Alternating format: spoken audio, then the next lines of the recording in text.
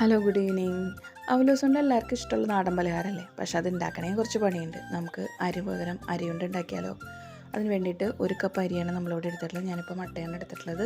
നമുക്ക് സാധാരണ പുഴുങ്ങലരി വെച്ചിട്ടും ഉണ്ടാക്കാം കേട്ടോ.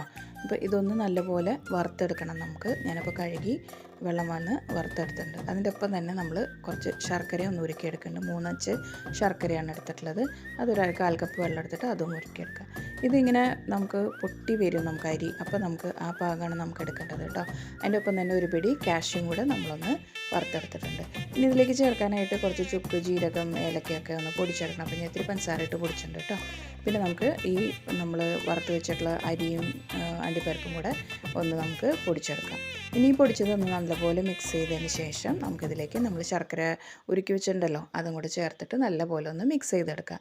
ഇനി ഇത് ചെറിയ ചൂടോട് കൂടി തന്നെ നമുക്കതൊന്ന് ഉരുട്ടിയെടുക്കാം കേട്ടോ. ഇത്രയുള്ള അരി ഉണ്ടേക്ക് ചെയ്യാനായിട്ട് എല്ലാവരും ചെയ്ത് നോക്കാം കേട്ടോ. Thank you.